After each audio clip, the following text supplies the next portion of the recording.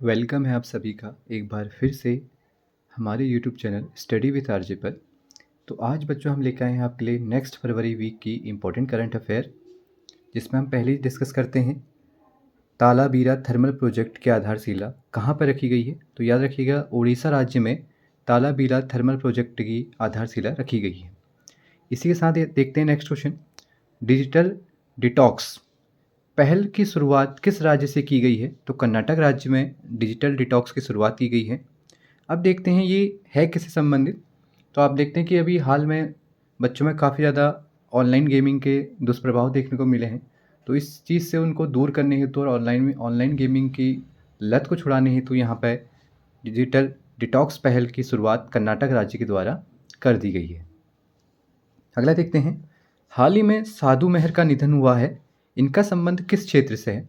तो याद रखिएगा, फिल्म जगत में इनका काफ़ी नाम रहा है साधु मेहर, तो इनका संबंध आपका फिल्म इंडस्ट्री से है। नेक्स्ट चलते हैं, थानथाई पेरियल वन्यजीव अभ्यारण्य बनाने की घोषणा किस राज्य के द्वारा की गई है? तो तमिलनाडु राज्य ने एक नया वन्यजीव अभ्यारण्य थानथाई पेरियाल वन्यजीव अभ्यारण्य बनाने की घोषणा की है।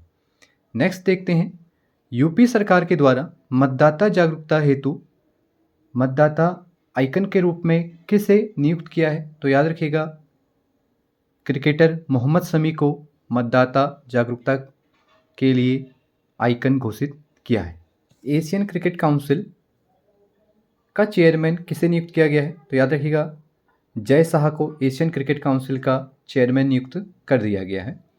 और यहाँ पे मोस्ट इंपॉर्टेंट क्वेश्चन डिस्कस करते हैं, 66 Grammy award 2024 best global music album category में किस भारतीय एल्बम को दिया गया है या किस भारतीय एल्बम ने इसे जीता है? तो इसे देखते हैं, दिस मूवमेंट एल्बम ने यहाँ पे ये ग्रैमी अवार्ड जीता है और किस कैटेगरी में जीता है? तो याद रखिएगा, बेस्ट ग्लोबल म्यूजिक एल्बम में ये अवार्ड यहाँ पर जीता गया है। अब देखिए, आप लोग जानते हैं कि जो ग्रैमी अवार्ड है ये संगीत के क्षेत्र में दिया जाने वाला काफ़ी फेमस अवार्ड है और इससे क्वेश्चंस एग्जाम में काफ़ी बार पूछे गए हैं। आगे चलते हैं। अब देखिए, एक चीज़ और यहाँ पे बता देता हूँ कि जो दिस मूवमेंट करके जो एल्बम है ये किसके द्वारा यहाँ पर लॉन्च की गई थी? तो संगीतकार शंकर महादेवन और जाकिर हुसैन के शक्ति बैंड के द्वारा इसे यहाँ पर बनाया गया था। तो दिस मूवमेंट ने ग्रैमी अवार्ड 2024 जीता है। आगे देखते हैं अगले क्वेश्चन की ओर। World archery breakthrough archer of 2023 award किसने जीता या पुरस्कार किस भारतीय तीरंदाज ने जीता? तो याद रखिएगा, अदिति गोपीचंद के द्वारा यह अवार्ड जीता गया है। और इम्पॉर्टेंट इसलिए हैं अदिति गोपीचंद क्योंकि इन्होंने हाल ही में 2024 में अर्जुन अवार्ड 2023 भी जीता है, यानी हाल ही में अर्जुन अवार्ड 2023 इन्हें ही प्रदान किया गया है। नेक्स्ट चलते हैं, अंतरिक्ष रोबोट व्योममित्र का संबंध किस अंतरिक्ष मिशन से है? तो याद रखिएगा, गगनयान, जो वर्ष 2025 में इसरो के द्वारा लॉन्च किया जाना है गगनयान, इस मिशन से व्योममित्र का संबंध है, जो भारत का फर्स्ट मानवयुक्त अंतरिक्ष मिशन। उत्तराखंड की फर्स्ट महिला मुख्य न्यायाधीश के रूप में कौन बनाई गई है? तो याद रखना, रितु बहारी उत्तराखंड की फर्स्ट महिला न्यायाधीश बनाई गई है। तो मोस्ट इंपॉर्टेंट क्वेश्चन है, उत्तराखंड के कंटेस्ट में पूछा जाता है और इंडियन करंट अफेयर के कंटेस्ट में भी ये चीज़ यहाँ पर पूछी जाती है। तो याद रखिएगा, उत्तराखंड की फर्स्ट महिला मुख्य न्यायाधीश कौन बनाई गई है? तो रितु बहारी। इसी के साथ नेक्स्ट क्वेश्चन की ओर बढ़ते हैं। गुजरात के कच्छ में आयोजित सबसे बड़ा थिएटर फेस्टिवल कौन सा है या कौन सा आयोजित किया गया है सबसे बड़ा थिएटर फेस्टिवल? तो याद रखना, भारत रंग महोत्सव यहाँ गुजरात के कच्छ में आयोजित किया गया है, जो सबसे बड़ा थिएटर फेस्टिवल है और जो डिपेंड है कल्चर फेस्टिवल पे। ठीक है, तो याद रखिएगा, सबसे बड़ा थिएटर फेस्टिवल गुजरात के कच्छ में लगा है, जिसको भारत रंग महोत्सव के नाम से जाना जाता है। अगला देखते हैं, हाल ही में अहमद मुबारक कहाँ के पीएम चुने गए हैं? तो यमन देश के नए पीएम के रूप में अहमद मुबारक ने अपना पदभार संभाला है। नेक्स्ट देखते हैं, भारत के द्वारा किन देशों के मध्य बाड़बंदी की तैयारी करी जा रही है या बाड़बंदी योजना चलाई जा रही है? तो याद रखिएगा, भारत और म्यांमार के मध्य बाड़बंदी की जा रही है और जो सीमा की लंबाई है वह है 1643 किलोमीटर। आगे चलते हैं, हाल ही में बापू टावर यानी महात्मा गांधी जी को समर्पित बापू टावर किस राज्य ने लगाया है? तो याद रखना पटना बिहार में 120 फीट ऊंचा बापू टावर यहाँ पे लगाया गया है। आगे बढ़ते हैं। हाल ही में रेपो रेट आरबीआई के द्वारा कितनी बताई गई है या कितनी निर्धारित की गई है? तो 6.5% रेपो रेट यहाँ पर डिसाइड की गई है। देखिए repo rate, reverse repo rate, इनसे क्वेश्चन एग्जाम में देखा जाता है, तो इसको आप लोग यहाँ पे नोट कर लीजिएगा कि आरबीआई के द्वारा रेपो रेट कितनी बताई गई है, तो 6.5%। नेक्स्ट क्वेश्चन की ओर बढ़ते हैं। 7th इंडियन ओशन कॉन्फ्रेंस 2024 का आयोजन कहाँ किया गया है? तो याद रखना पर्थ ऑस्ट्रेलिया में। या तो आपको पर्थ लिखा हुआ मिलेगा प्रॉपर लोकेशन, या पूछे डायरेक्ट यहाँ पे ऑस्ट्रेलिया भी आपको एग्जाम में लिखा हुआ मिल सकता है। अब देखिए जो इंडियन ओशन कॉन्फ्रेंस 2024 है, ये किस चीज़ के लिए आयोजित की जा रही है? तो हिंद महासागर क्षेत्र की सुरक्षा के लिए यहाँ पे इस कॉन्फ्रेंस को आयोजित किया गया है। नेक्स्ट क्वेश्चन की ओर बढ़ते हैं। Wildlife photography of the year people's choice award 2023 किसने जीता? तो आपकी ब्रिटेन की फोटोग्राफर हैं नीमा सरीखानी।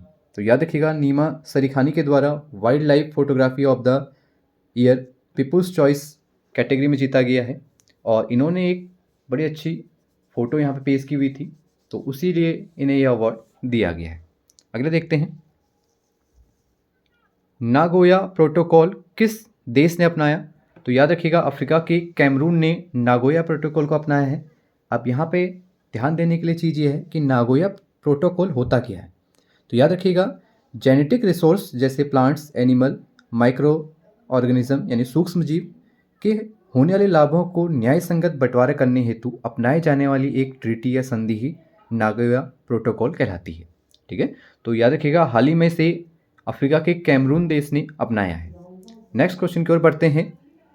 4th खेलो इंडिया यूनिवर्सिटी गेम का आयोजन किस राज्य में आयोजित किया गया है? तो याद रखिएगा असम में इसका आयोजन किया गया है, और इसकी शुरुआत वर्ष 2024 में की गई थी। और कहाँ से शुरू की गई थी? तो याद रखिए ना उड़ीसा से। और अभी हाल में इसका शुभांकर क्या घोषित किया गया है? तो याद रखना अष्टलक्ष्मी को इसका शुभांकर बनाया गया है, जो आप यहाँ पे वीडियो में देख पाएंगे। आगे बढ़ते हैं नेक्स्ट क्वेश्चन की ओर। CAR T cell therapy, CAR T cell therapy का संबंध किसके इलाज से है? तो याद रखिएगा कैंसर के इलाज में कार-टी सेल थेरेपी का प्रयोग किया जा रहा है, जिससे कैंसर मरीज का इलाज अच्छे से हो पाए, इसलिए इसे अपनाया गया है। नेक्स्ट क्वेश्चन की ओर बढ़ते हैं। भारत ऊर्जा सप्ताह 2024 का द्वितीय संस्करण कहाँ आयोजित किया गया है? तो याद रखिएगा गोवा पे इसका आयोजन किया गया है। और अगर आपसे पूछे इसकी शुरुआत कब से की गई है, तो आप यहाँ पे देख सकते हैं 2023 से इसकी शुरुआत की गई है, और जो फर्स्ट ऊर्जा सप्ताह मनाया गया था वो कर्नाटक के बेंगलुरु में आयोजित कराया गया था। इसी के साथ नेक्स्ट क्वेश्चन की ओर बढ़ते हैं। देश के पहले डिजिटल राष्ट्रीय संग्रहालय की स्थापना कहाँ की गई? तो याद रखिएगा तेलंगाना में देश के पहले डिजिटल राष्ट्रीय संग्रहालय की स्थापना की गई है। नेक्स्ट देखते हैं। सर्वाधिक समय तक अंतरिक्ष में रहने वाले यात्री कौन बने हैं? तो याद रखना ओलिंग कोनेंको को अंतरिक्ष में रहने वाले सर्वाधिक समय के प्रथम यात्री घोषित किया गया है, और अभी ये हाल ही में कुछ समय पश्चात आपके 1000 दिन यहाँ पे कंप्लीट कर लेंगे। नेक्स्ट आगे बढ़ते हैं। प्रथम ब्रिक्स एक्वेटिक चैंपियनशिप कहाँ शुरू की गई है? तो याद रखिएगा न्यू दिल्ली के doctor Shyama Prasad Mukherjee swimming pool में इसका आयोजन कराया गया है। नेक्स्ट क्वेश्चन की ओर बढ़ते हैं। मुकेश अंबानी को ब्रांड गार्जियनशिप इंडेक्स 2024 में कौन सा स्थान प्राप्त हुआ है? तो याद रखिएगा मुकेश अंबानी सेकंड स्थान पर इस इंडेक्स में आए हैं, और याद रखना ब्रांड गार्जियनशिप इंडेक्स 2024 में सेकंड नंबर पर है मुकेश अंबानी। नेक्स्ट क्वेश्चन देखते हैं। यूपीआई स्वीकार करने वाला यूरोप का पहला देश कौन बन गया है? तो फ्रांस यहाँ पे यूपीआई एक्सेप्ट करने वाला फर्स्ट यूरोपियन कंट्री बन गई है। नेक्स्ट देखते हैं। फीफा वर्ल्ड कप 2024 का आयोजन कहाँ कराया जाएगा? तो याद रखिएगा अमेरिका, कनाडा, मैक्सिको में संयुक्त रूप से फीफा वर्ल्ड कप 2026 का आयोजन कराया जाएगा। अब देखिए यहीं पे थोड़े बहुत क्वेश्चन और पूछे जाते हैं, मैं इसको डिस्कस कर देता हूँ कि फीफा वर्ल्ड कप की शुरुआत कब से मानी जाती है? तो 1930 से फीफा वर्ल्ड कप शुरुआत हुई थी, और कितने देश इसमें भाग लेंगे अभी? तो 48 देश इसमें भाग लेंगे। नेक्स्ट क्वेश्चन की ओर बढ़ते हैं। वर्ष 2024 में किल किस जल प्रदूषण रोकथाम नियंत्रण अधिनियम में संशोधन कर दिया गया है? तो याद रखना 1974 की जल प्रदूषण निवारण एवं नियंत्रण अधिनियम में वर्ष 2024 में संशोधन कर दिया गया है। नेक्स्ट क्वेश्चन की ओर बढ़ते हैं। राष्ट्रीय विज्ञान दिवस 2024 की थीम क्या रखी गई है? तो याद रखना विकसित भारत व स्वदेशी तकनीक इस वर्ष राष्ट्रीय विज्ञान दिवस 2024 की थीम रखी गई है और प्रत्येक वर्ष 28 फरवरी को ही राष्ट्रीय बाल विज्ञान दिवस मनाया जाता है। और अगर आपसे पूछे किसकी याद में राष्ट्रीय विज्ञान दिवस मनाया जाता है तो आप लोग यहाँ पर आंसर कीजिएगा डॉक्टर सीवी रमन, जो वर्ष 1930 में नोबेल प्राइज से भी नवाजे गए। तो आज की वीडियो में यहीं पे समाप्त करते हैं। आई होप आपको आज का लेक्चर अच्छा लगा होगा।